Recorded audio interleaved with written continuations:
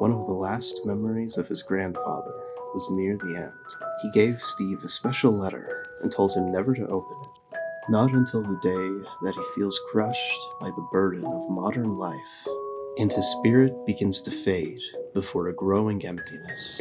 He didn't know what that meant, but he took the letter, and, as his grandfather said, he never opened it. That was 20 years ago. Now he was working for Joja in an office building. Steve was thinking more about the words his grandfather had told him. He finally understood what it meant. All Steve did anymore was work in this cold office, cut off from everyone, never gaining satisfaction from life, and he no longer knew what he was living for. He knew this was the moment his grandfather was talking about. Today was the day. Steve opened the letter. Dear Steve, if you're reading this, you must be in dire need of a change. The same thing happened to me. Long ago, I'd lost sight of what mattered most in life, real connections with other people and nature. So I dropped everything and moved to the place I truly belong. I've enclosed the deed to that place, my pride and joy, simple farm. It's located in Stardew Valley on the southern coast. It's the perfect place to start your new life. This was my most precious gift of all, and now it's yours. I know you'll honor the family name, my boy. Good luck. Love, Grandpa. Steve shed a tear. This truly was his grandfather's greatest gift. He gathered his savings and got on a bus to Stardew Valley.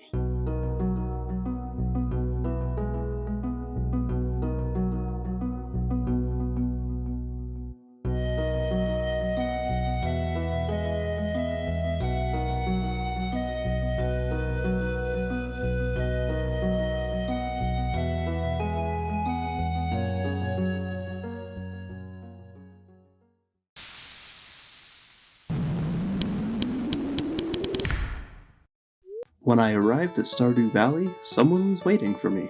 She said her name was Robin, and she was the local carpenter. Mayor Lewis sent her to show me to my new home.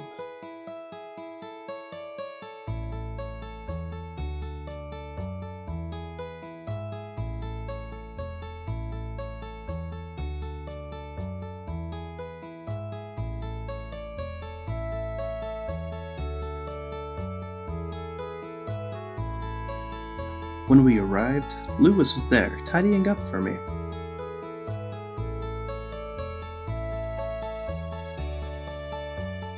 He welcomed me to Pelican Town and said that tomorrow I should introduce myself to the townspeople. After that, Robin and Lewis left me to settle in.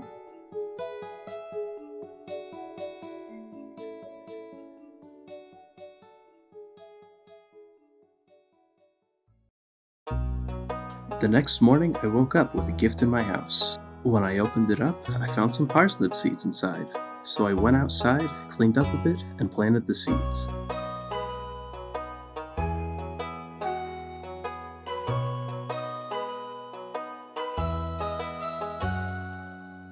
Afterwards, I went to town to meet some people.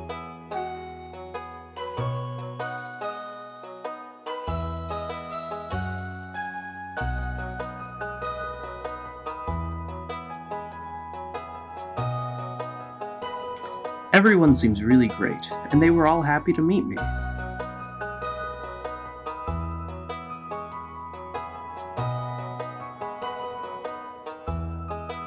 After introducing myself to everyone, it was time to go home. I went to bed excited for the next day.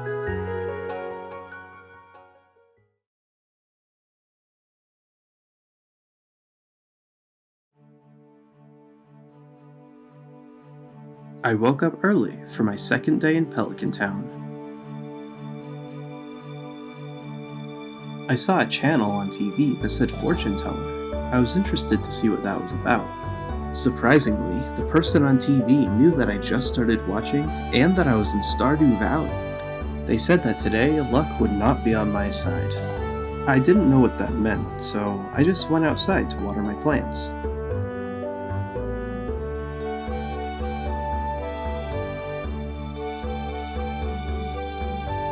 Then I checked my mail. There was a message from Willie. He just got back from a fishing trip and he had something for me. I decided to go to the beach to see what he had. As it turns out, Willie made enough money on his fishing trip to buy himself a new fishing rod, and he gave me his old one.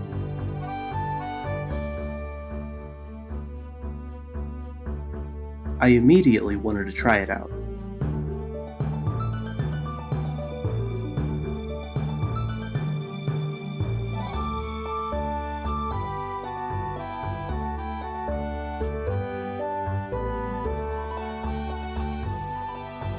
After catching a few fish, I decided to go back into town.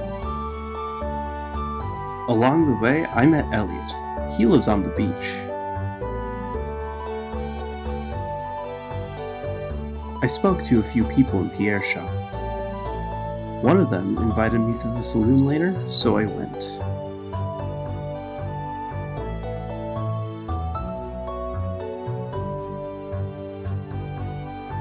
This is where I met Shane, and I bought him a beer. After spending some more time in the saloon, I went home.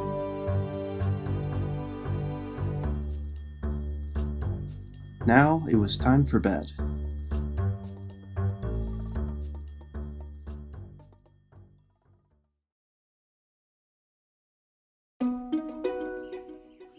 I woke up early again today, and when I went outside, I found it was raining. But I was determined. I spent all day fishing, and I caught a lot of fish.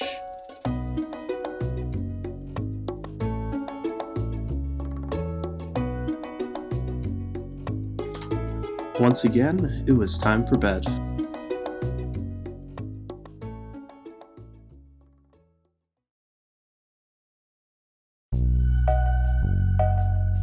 When I woke up this morning, I decided to clean up some of the mess in front of my house before going into town. With all that done, I made a chest out of some wood I gathered so I could use it as storage.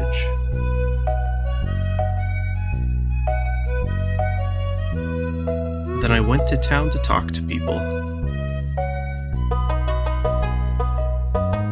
Carolyn was hoping Pierre would cook dinner. Louis asked about how I was settling in, and Evelyn was planning on baking cookies. I gave Penny a flower, and I bought Shane a beer. Then I went home for the night.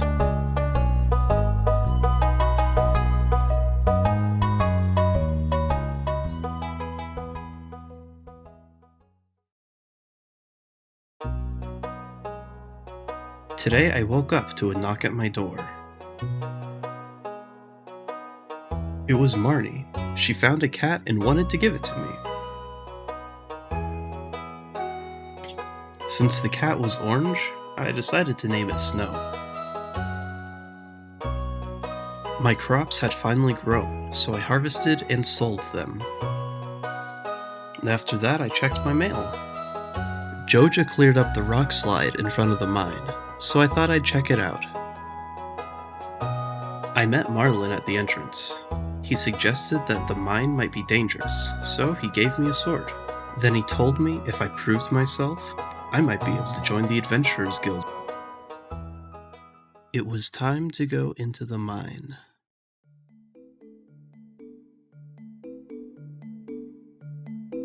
I started mining some rocks, and under one of them, I found a ladder. On this level, there were some slimes, and they started attacking me, so I fought back with my new sword. The next level was dark. I killed a slime, and quickly found the next ladder. I spent the rest of my energy in the mine.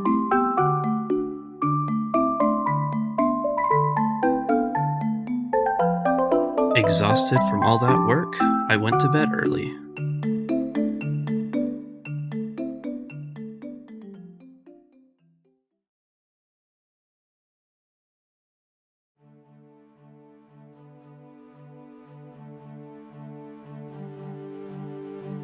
This morning, I found an advertisement for a backpack with an extra 12 slots to store things. It seemed like a really good idea to have one of these, so I bought one right away.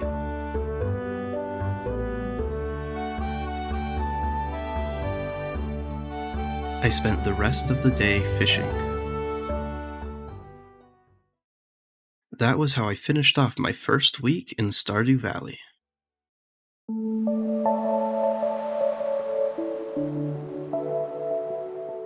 Steve thought a lot about his experience during these first days in Pelican Town. He never imagined his life could change so quickly. He met some great people, and he did things he never imagined he would do. For the first time in years, Steve was happy.